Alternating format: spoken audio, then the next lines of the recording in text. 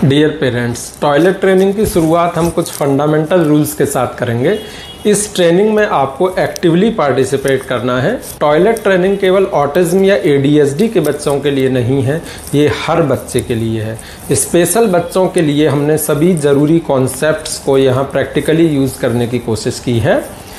कोई concept clear ना हो तो आप कमेंट सेक्शन में कमेंट करके पूछ सकते हैं, मेल कर सकते हैं। टॉयलेट ट्रेनिंग को हमको कब शुरू करना है और टॉयलेट रेडीनेस क्या होती है, ये हम अपने फर्स्ट 2 वीडियोज़ में डिटेल में डिस्कस कर चुके हैं। यहाँ हम टॉयलेट ट्रेनिंग स्टेप्स पर फोकस करेंगे। जिन पेरेंट्स ने फर्स्ट 2 वीडियोज़ नहीं देखे हैं उनसे रिक्वेस्ट है कि पहले उन दोनों वीडियोज़ को देखें, तब इस वीडियो की शुरुआत करें। अब हम लेते हैं rule number 1। Let us start trip training means visiting toilet and follow the formula of 6x4 6 6 6 6 6 times per day, 6 seconds per visit, 6 days per week and 6 weeks persistent effort। यहाँ हमें 6 सेकंड के टाइम को तो बढ़ाना है, 6 से 12 second, 36 second, 1 minute, 2 minute, 5 minute तक increase करना है और ग्रेजुअली हमें टॉयलेट ट्रिप का सेकंड वाला टाइम को इंक्रीज करना है। लेकिन हमें अन्य किसी पैरामीटर को अर्ली स्टेज में बिल्कुल भी डिस्टर्ब नहीं करना है। हमें ये मान के चलना है कि हमें 6 वीक्स तक कंटिन्यू एफर्ट्स करने हैं। अगर उसके बाद भी हमें सफलता नहीं मिलती है तो हम ट्रायल में कुछ चेंजेस करेंगे, कुछ फंडामेंटल्स को ठीक करेंगे, कमियों को पकड़ेंगे, उसके बाद दोबारा नए पैटर्न पर हम टॉयलेट ट्रायल स्टार्ट करेंगे। अब ये हुआ रूल नंबर 2 हमारा अगला, how to make schedule of toilet training. तो इसके लिए हम एक रूल को फॉलो करते हैं और उस रूल को हम बोलते हैं 3DDR rule, 3 day documentation of routine. 3 दिन तक हम बच्चे के टॉयलेट रूटीन को लिखेंगे। 2 चार्ट हमें बनाने हैं। पहला चार्ट स्टूल के लिए, उसमें हम मिनिमम 2 टाइमिंग इंक्लूड करेंगे। दूसरा चार्ट यूरिन पास करने का होगा और उसमें हम मिनिमम 3 टाइमिंग्स को इंक्लूड करेंगे। आइए देखते हैं कैसे करते हैं। पहले चार्ट में हमने बच्चे को कितने बजे खाना खिलाया और बच्चे ने कितने बजे पोटी की। फॉर एग्जाम्पल, हमने बच्चे को रात को 9 बजे खाना खिलाया था और बच्चे ने सुबह 6 बजे पोटी की, यानी 9 घंटे के अंदर बच्चे को पोटी का प्रेशर डेवलप हुआ। अब हम सुबह 9 बजे बच्चे को खाना खिलाते हैं और बच्चा माना शाम को 4 बजे पोटी कर देता है, यानी बच्चा का during activity period stool passing time 7 hours का है और ड्यूरिंग इनएक्टिविटी पीरियड 9 आवर्स का है। ऐसा रूटीन हम लगातार 3 दिन तक लिखेंगे। माना डे 2 पर मॉर्निंग का टाइम 6:30 AM है, डे 3 पर 7:30 AM है, तो हमको टॉयलेट ट्रेनिंग का टाइम 6:15 से 6:45 के बीच का सेट करना होगा। यानी हम वो 1 आवर ड्यूरेशन चूज करेंगे जिसमें स्टूल पास होने के चांस सबसे ज्यादा है। इसी तरह हम इवनिंग के टाइम को भी सेट करेंगे और उसी 1 आवर के ड्यूरेशन में टॉयलेट ट्रेनिंग स्टार्ट करेंगे। दूसरे चार्ट में हम लिखेंगे कि मिल्क पिलाने के कितनी देर बाद यूरिन बच्चे को हुआ या वाटर पिलाने के कितनी देर बाद बच्चा यूरिनेशन के लिए जाता है। इसका एवरेज ड्यूरेशन 3 डेज तक लेंगे। मिनिमम 3 यूरिन टाइमिंग हम डिसाइड करेंगे। उन टाइमिंग्स को हमको फर्मली फिक्स रखना है और उस पर टॉयलेट ट्रिप को हम कंटिन्यू करेंगे। माना पहले दिन बच्चा मॉर्निंग में 6 बजे लैट्रिन करने गया, फिर 6:30 बजे गया, फिर 7:15 बजे गया। तो मैंने एक एग्जांपल आपको ले रहा हूं, तो मैक्सिमम चांसेस है कि वो 6 से 6:30 के बीच जा रहा है, लेकिन एक बार 7:30 पे जा रहा है, तो हमारा टाइमिंग 6:15 से 6:45 के लिए होगा टॉयलेट ट्रिप सेलेक्ट करने का स्टूल के लिए। इसी तरह हम यूरिन के टाइम को भी सेलेक्ट करेंगे। माना बच्चा दूध पीने के 2 घंटे बाद यूरिन के लिए जा रहा है, नेक्स्ट डे दूध पीने के 3 घंटे बाद जा रहा है और थर्ड डे बच्चा 2.5 घंटे का एवरेज उसका निकल के आ रहा है कि नियरली 2.5 घंटे के बीच में उसका यूरिन हो रहा है। ठीक है ना। तो हमें ये मानना है कि बच्चे का एवरेज टाइम 2 से 2.5 घंटे के बीच का चल रहा है, दूध पीने या पानी पीने के बाद का। दोनों में अलग अलग हो सकता है टाइमिंग। हम उसकी टॉयलेट ट्रेनिंग में यूरिन के लिए 2 से 2.5 घंटे के टाइमिंग को ही चूज करेंगे। तो इस तरह से हम 3DDR टेक्निक का यूज करते हैं। इस तकनीक का यूज हम नॉक्टर्नल एन्यूरेसिस, वो बच्चे जो रात में बेड में शूशू कर देते हैं और बताते नहीं हैं और यानी बिना बताए पैंट में पोटी कर देते हैं, उनको हम एंकोप्रेसिस बोलते हैं। तो इन दोनों बच्चों में टॉयलेट ट्रेनिंग डेवलप करने में हम 3DDR रूल का यूज करते हैं। यहाँ यहाँ उम्मीद है आपको ये चीज़ समझ आएगी। अब रूल 3 पे बढ़ते हैं। कुछ बच्चों में फियर फैक्टर एसोसिएटेड होते हैं, जैसे बच्चे में टॉयलेट के अंदर जाने में डर लगता है, पोटी सीट पर गिरने की वजह से बच्चा टॉयलेट में एंट्री नहीं करता है। कई बार बच्चे यह सोचते हैं कि मम्मी वॉशरूम में लेकर तो जाती है लेकिन वापस लौटने का नाम नहीं लेती है, वहीं बिठा के रखती है, तो ये एक फियर फैक्टर बन जाता है। इसको ब्रेक करने के लिए हमें जैसे ही बच्चा यूरिन करे तुरंत धुल करके बाहर ले आना, यानी हमें धीरे धीरे ही वॉशरूम में रुकने का समय बढ़ाना होता है। एकदम से बच्चे को लंबे समय तक वॉशरूम में नहीं रोकना होता शुरुआती दिनों में। रूल नंबर 4, जैसा हम देख रहे हैं कि पोटी प्रेशर के लक्षण आने पर बच्चा गेट के पीछे दुबक गया है, चेहरे के शांत और गंभीर भाव से या दांतों के पीसने के भाव से हम ये समझ सकते हैं कि इसको पोटी प्रेशर बना है। हम बोलते हैं एलेक्स बाहर आओ, एलेक्स क्या आज आप वॉशरूम में पोटी करने चलोगे, एलेक्स क्या आज आप पोटी ट्रिप पर चलना पसंद करोगे, चलिए एलेक्स अब हम तुरंत पोटी ट्रिप पर चलते हैं। हाथ पकड़कर हम बच्चे को वॉशरूम की तरफ लेकर जाते हैं। कभी भी हमको बच्चे को ऑप्शन नहीं देना है, इसलिए हमारे फर्स्ट 2 सेंटेंस रॉन्ग हैं, हमें थर्ड सेंटेंस का यूज करना है। ठीक है। रूल नंबर 5, वॉशरूम के आने पर पैंट उतार देना है, दोबारा पहनने नहीं देना है। अगर दोबारा पहना तो फिर बच्चा प्रॉब्लम क्रिएट कर देगा। कभी भी हॉल या किचन में पैंट नहीं उतारना है। प्रेशर साइंस आने पर वॉशरूम के पास जाकर ही पैंट उतारेंगे। रूल नंबर 6, पोटी ट्रिप के शुरुआती दौर में हमको ये एक्सपेक्टेशन नहीं रखनी है कि बच्चा सूसू या पोटी करता है या नहीं। हमको सिर्फ कुछ सेकंड्स या मिनट्स के लिए वॉशरूम के अंदर जरूर लेकर जाना है। अंदर जाकर रखे हुए आइटम से जैसे सोप, शीशा, ब्रश, पॉट, फ्लश आदि से हमें बच्चे का परिचय करवाना है और बाहर आ जाना है। रूल नंबर 7, टॉयलेट लैंग्वेज का लेवल हमें चेक करना है कि यूरिनेशन के लिए बच्चा क्या वर्ड्स यूज कर सकता है। एक वर्बल बच्चा शूशू बोल सकता है, स्टूल के लिए पोटी या छीछी वर्ड बोल सकता है। नॉन वर्बल बच्चा साइन लैंग्वेज का यूज कर सकता है, छोटी उंगली को उठा सकता है, यूरिन के लिए, स्टूल के लिए 2 फिंगर्स को उठा सकता है, पैक्स पिक्चर दिखा सकता है, तो यूरिनेशन में स्टैंडिंग पिक्चर दिखा सकता है। तो इस तरह से जो हमने पिक्चर दिखाई है उनका यूज बच्चा कर सकता है। स्टूल के लिए स्नो लाइक पैक्स दिखा सकता है बच्चा, ठीक है ना। बट दोनों पिक्स में बाथरूम का होना जरूरी है, वरना आगे बच्चा कंफ्यूजन क्रिएट कर सकता है कि ये जो ओले गिर रहे हैं ये वाली पैक्स किस चीज़ की है। रूल नंबर 9, बच्चे के डेली हैबिट में हमें थोड़े थोड़े चेंज करने होते हैं, जैसे हमें कभी टाइट कपड़े नहीं पहनाना, टाइट बेल्ट नहीं पहनाना, क्योंकि इससे बच्चे को डायपर को और पैंट को रिमूव करने में देरी हो सकती है और पोटी पास कर सकते हैं। दूसरी बात, हमें बच्चे को डायपर या पैंट जितनी शीघ्र चेंज कर देना है जब बच्चा वेट करता है, सूसू करे चाहे पोटी करे, वरना बच्चा यह समझ सकता है कि वेट रहना नॉर्मल है, तो उसके अंदर टॉयलेट जाने की जो अर्ज है वो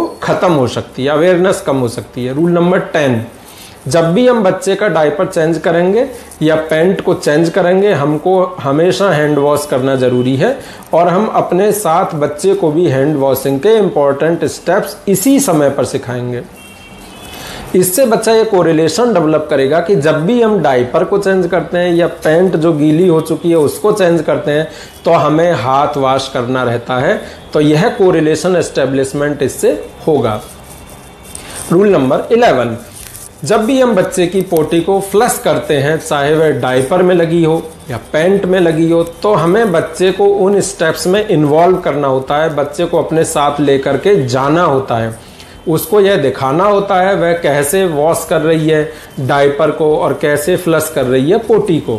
बच्चे को पोटी को फ्लश करने की प्रोसेस में हेल्प करने में अपना योगदान देना होता है, और यह स्किल हम ही को बच्चे में डेवलप करनी होती है। अब आते हैं रूल नंबर 12 पर। कई बार बच्चे घर पर तो पोटी करना सीख जाते हैं, लेकिन वह स्कूल में और पब्लिक प्लेसेस पर जैसे कि ट्रेन में, मॉल में आदि जगह पोटी नहीं कर पाते। ऐसा क्यों होता है? एक्चुअली किसी भी स्किल का बच्चे में जनरलाइजेशन होना बहुत ज़रूरी होता है। जनरलाइजेशन की ट्रेनिंग के लिए हम ABA थेरेपी, बिहेवियर थेरेपी का यूज़ करते हैं। इस थेरेपी में हम बच्चे को पहले घर में कैसे पोटी करना है, फिर घर से स्कूल में कैसे पोटी करना है, और फिर किसी पब्लिक प्लेस पर कैसे पोटी करना है, इसको स्टेप वाइज मैनर में ट्रेनिंग देनी होती है। इस ट्रेनिंग का जो सबसे इम्पोर्टेंट पार्ट है वह मैं आपको बताता हूं। वह यह है कि जिस पॉटी सीट का हम घर में प्रयोग कर रहे हैं, यानी जो एक्स्ट्रा पॉटी की सीट हमने बच्चे के लिए मंगवा करके ट्रेनिंग में यूज की है, ग्रेजुअली हमको उस टॉय लाइक पॉटी सीट का यूज हटाना होता है, कम करना होता है, और हमें बच्चे को एडल्ट की सीट पर धीरे धीरे ट्राई करना होता है। इसकी शुरुआत हम सबसे पहले घर ही में करेंगे, फिर हम स्कूल में दाई को यह इन्फॉर्म करेंगे कि वह यूज कर सकते हैं, और इसके बाद हम ट्रेन में और अदर प्लेसेस पर इस स्किल को ग्रेजुअली डेवलप करेंगे। ये कोई ऐसी स्किल नहीं है जो बच्चा 7 दिन में सीख जाएगा या 2 दिन में। रूल नंबर 13, अक्का रूटीन यानी रिपीटेटिव रेस्ट्रिक्टिव बिहेवियर क्या होता है। अक्सर ऐसा होता है कि शुरुआत के 2 साल में हम ज़्यादातर लोग डायपर पहनाते हैं, मम्मी आई डायपर हटाई, बच्चे की पोटी साफ कर दी। 2 साल के बाद बच्चे का डायपर तो हट जाता है, लेकिन अपनी चड्डी में या पैंट में ही बच्चा पोटी करना शुरू कर देता है। फिर मम्मी आई, फिर डायपर हटाई, फिर पोटी को साफ की, या पैंट को हटाई और पोटी को साफ कर दी। इसमें क्या होता है कि बच्चे में एक सेमनेस डेवलप हो जाती है, रूटीन के प्रति, एक फिक्स रूटीन्स के प्रति एक रेस्ट्रिक्टेड बिहेवियर डेवलप हो जाता है, जिसको हम रिपीटेटिव रेस्ट्रिक्टेड बिहेवियर बोलते हैं। बच्चा वही रूटीन को फॉलो करता रहता है और वह यह सीख जाता है कि मम्मी आएगी, पैंट हटाएगी, मेरी पोटी साफ कर देगी। तो यही आरआरबी में कन्वर्ट हो जाती है चीज़, यानी रिपीटेटिव रेस्ट्रिक्टिव बिहेवियर में यह चीज़ कन्वर्ट हो जाती है। तो इसको रोकने के लिए हमें बच्चे को, जब भी बच्चे का डायपर रिमूव करें, उससे बात करें, उसको बताएं। जब भी हम बच्चे के पैंट को हटाएं और उसकी पोटी को साफ करें, तो उसके इस पूरे प्रोसेस में इन्वॉल्व करें बच्चे को। इंपॉर्टेंट तीसरा पॉइंट की इस प्रक्रिया में हमें बच्चे में देरी नहीं करनी है। जैसे ही बच्चा गीला करे वैसे ही हमें बच्चे का डायपर हटा देना है, उसकी पैंट को हटा देना है और बताना है कि यह छीछी है, यह पोटी है। यह बातें हमें बच्चे को परमानेंटली फीड करते रहना होगा, ताकि हमें गीला नहीं रहना है, हमको तुरंत डायपर को या पैंट को हटा देना है। रूल नंबर 14, सीवियर ऑटिज्म के बच्चों में हम इन स्टेप्स को शुरुआत करते हैं। फर्स्ट स्टेप हमारा होगा केवल यूरिनेशन की ट्रेनिंग देना। सेकंड स्टेप में हम यूरिनेशन विद 1 फ्लश पर विजिट करवाएंगे, फ्लश, ठीक है ना। थर्ड स्टेप में हम यूरिनेशन विद 2 फ्लश और फिर 3 फ्लश पर विजिट करेंगे। देन फोर्थ स्टेप में हम पोटी ट्रेनिंग को इंट्रोड्यूस करेंगे with 1 flush with 2 to 3 flush पर विजिट। सिक्स्थ स्टेप, अब इसका मतलब क्या हुआ कि हम बच्चे से फ्लश भी करवाएंगे और पानी जो पोटी करने के बाद बटक्स के ऊपर टच करेगा उसको भी बच्चे को बियर या टॉलरेट करने के लिए बोलेंगे। 8th स्टेप में हम बच्चे को पोटी वॉश करना सिखाएंगे। अब वह वॉश करना हाथ से भी हो सकता है, वह वॉश करना जेट की मदद से भी हो सकता है। तो जैसी स्थिति है हम उसको वॉश करने के लिए प्रेरित करेंगे। हम शुरुआती दिनों में जेट का यूज या फॉसेट का यूज कर सकते हैं। देन लास्ट स्टेप आएगा 10th स्टेप, हम हैंड वॉशिंग के स्टेप्स बच्चे को धीरे धीरे सिखाने की कोशिश करेंगे। तो इस तरीके से हम टॉयलेट ट्रेनिंग को ग्रेजुअली इंट्रोड्यूस करते हैं और हमें यहाँ यह भी देखना होता है कि बच्चा किस स्टेज पर लैंड अप है, उसके स्किल लेवल क्या है। कुछ बच्चे हो सकते हैं जो यूरिन फ्लश ऑलरेडी कर लेते हो, तो हम आगे के स्टेप से उनकी शुरुआत करेंगे। रूल 15 हमारा पॉजिटिव रीइंफोर्समेंट का रूल। हम हर बच्चे को हर स्टेप पर जब भी बच्चा सक्सेस अचीव करता है पॉजिटिव रीइंफोर्समेंट देना है। पॉजिटिव रीइंफोर्समेंट का मतलब होता है कि 5 से 10 सेकंड में हम बच्चे को कोई टेंजिबल, कोई लेजर आइटम, कोई गेम यह प्ले करने के लिए बच्चे को हम देंगे जब भी बच्चा एक भी स्टेप पॉजिटिव डायरेक्शन में लेता है। टॉयलेट ट्रेनिंग में पॉजिटिवली रीइंफोर्समेंट करना कभी भी हमको नहीं भूलना है, इससे बच्चा जल्दी टॉयलेट ट्रेनिंग में सफल होता है। रूल 16 देखिए, विजुअल शेड्यूल को यूज करने में अधिकांश लोग क्या गलती करते हैं पहले वो समझ लेनी है। अक्सर हम लोग क्या करते हैं कि हम पिक्चर्स लेते हैं कुछ आइटम्स की और स्टेप्स लेते हैं पॉटी ट्रेनिंग के और उनको बच्चे को दिखाना शुरू कर देते हैं। ठीक यहाँ हमें यह ध्यान रखने की है, और हम जो ऑब्जेक्ट, जो पिक्चर हम उन्हें दिखाते हैं वो 2D ऑब्जेक्ट होते हैं। तो पहली चीज जो हमें ध्यान रखनी है कि हमको शुरुआत में एक्चुअल आइटम से बच्चे का परिचय कराना है, ना कि पिक्चर से। यानी हम बच्चे की टॉयलेट ट्रिप में टॉयलेट के अंदर पिक्चर्स को यूज करते हैं, लेकिन प्रैक्टिकली हमें विजुअल शेड्यूल को यूज करने से पहले 3D में बच्चे को एक्चुअल चीजों को दिखा देना है, उसके बाद पिक्चर्स को यूज करना है। रूल नंबर 18, हम लोग सोशल स्टोरी का भी यहाँ यूज कर सकते हैं। सोशल स्टोरी के द्वारा हम बच्चे को प्रेरित करते हैं, उसको एक स्टोरी बना करके, अमुक नाम का एक बच्चा, एलेक्स नाम का एक बच्चा है जो रोज सुबह उठता है, फिर वो गर्म पानी पीता है, उसके बाद वो वॉशरूम में जाता है, वॉशरूम में जाने से पहले वह अपने पैंट को वॉशरूम के बाहर उतार देता है, फिर वह पोटी सीट को लगाता है, फिर वह सीट के स्टेप्स पर अपने लेग्स रख करके बैठ जाता है।